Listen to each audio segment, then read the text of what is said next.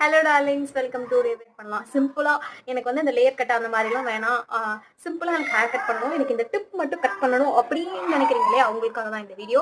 நான் யூஸ்வலா வீட்டில் எப்படி ஹேர் கட் பண்ணுவோம் அதை தான் உங்களுக்கு காட்ட போறேன்.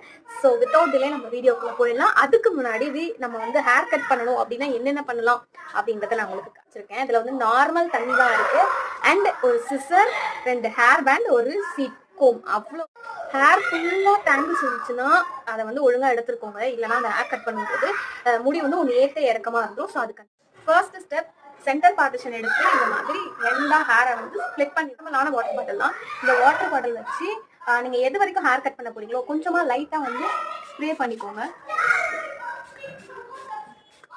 ஸோ தட் நம்ம முடி வந்து குட்டி குட்டியா அண்ட் ஆல்ரெடி வந்து உதிர்ந்த முடியெல்லாம் இருக்கும் இல்லையா, அதெல்லாம் வந்து கொஞ்சம் ஒன்னா செட் ஆயிடும். அதுக்காக நான் இப்படி ஹேர் வந்து ஃபுல்லா லைட்டா தான் ஸ்ப்ரே பண்றேன். இப்படி வந்து நீங்க